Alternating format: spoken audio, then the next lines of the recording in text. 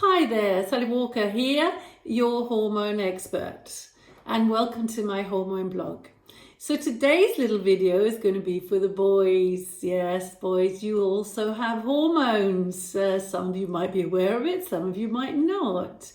So yes, we're going to talk about your hormones, and your major hormone is obviously testosterone. And I'm going to talk a little bit about something called testipause, as I call it. So what is testipause? Well, it's actually where your testicles retire. So they take their well-earned holiday from producing testosterone. Doesn't sound too good, does it? Well, boys, it will happen, and it's normally around the age of 60 that the testicles stop their production of testosterone. But don't worry too much, because you are going to be producing it other places in the body, and one of the most important places is going to be your adrenals. So your adrenals are also responsible for producing many other hormones like estrogen, which is also important for you to have a little bit, but it is the area where you will also produce your stress hormone, as we call it, cortisol. And your need to produce cortisol is going to very much affect your production of testosterone. It's going to diminish it. So until about the age of 45, you don't really notice the fact that testosterone is actually on the decline, your testicle production of testosterone. Starts about the age of 30, that's where you peak, and then you have a sort of a 30-year gradual decline until about the age of 60, where your testicles, as I said, retire. So, by the time you get about the 45, so you're going to be halfway there, and this is where you will start noticing some of the symptoms of a lower testosterone. So one of the classic symptoms that most men will complain about is the fat on the tummy fat, boys. Yeah, it doesn't disappear as it used to. You know, you remember the days where you said, okay, well, I'm just going to do something here this week, I'm going to watch my calories, going to do a bit more training, etc., and then whoopsie, all the tummy fat's gone. It doesn't now, does it? Yeah. And the muscle tissue. Oh, God, I keep training, but I don't seem to be able to increase my muscle tissue like I used to. So there's sort of the two big signs that testosterone's on its way down. Another sign could be procrastinating a little bit more, or you don't like taking risks as you did before, and you're not the big problem solver as you used to be.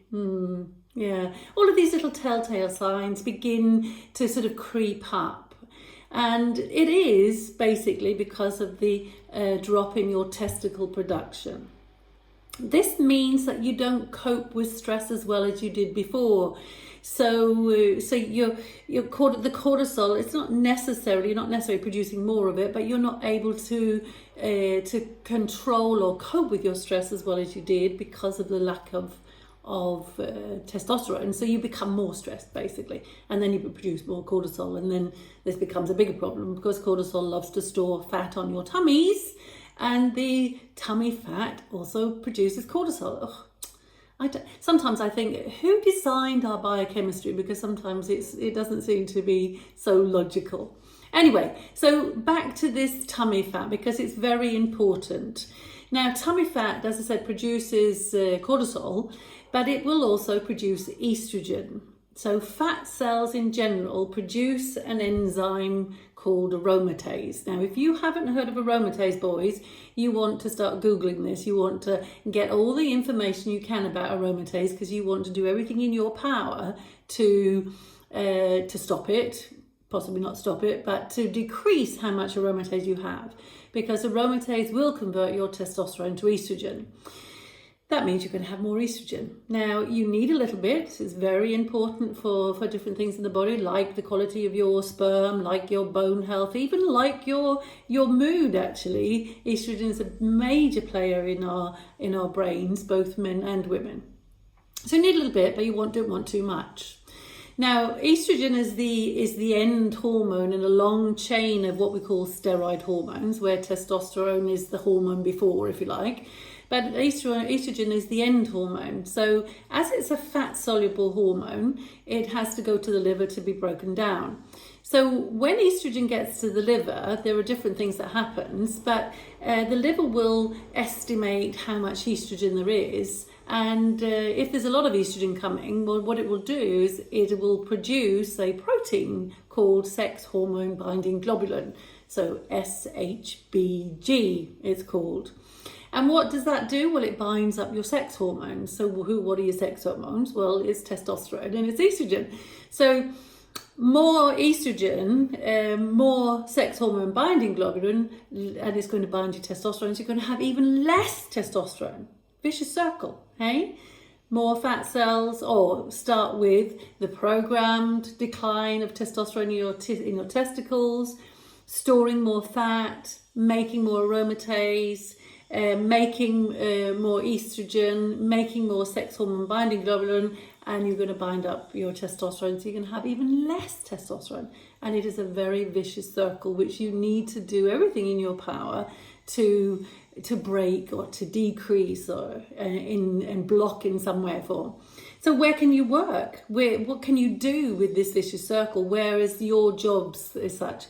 Well, it's the fat cells, one of them. So you want to do everything in your power to reduce fat cells. So that means you want to be looking at your diet. You want to be looking at something called glucose, which is going to affect insulin, which is going to store fat. So you want to be looking at all the, the low carb stuff, doing the intermittent fasting stuff, the eating windows, this kind of thing will all very much affect your insulin levels and blood sugar levels, which is positive. Check cortisol, because cortisol's job is to lift blood sugar. So stress comes in the picture here. So you need to do something about whatever is stressing you. This will decrease fat cell numbers, so you'll decrease aromatase there, but you could also do some supplementation to block your aromatase, and there's something, for example, called grapeseed extract, which in trials is shown to actually have a very good effect on decreasing aromatase. So you could look at things like that. And then there's the estrogen. So you're going to produce some estrogen, but we want to make sure that you're excreting it, you're getting rid of it. So it goes to the liver, and if there's less estrogen coming, you'll produce less sex hormone binding globulin.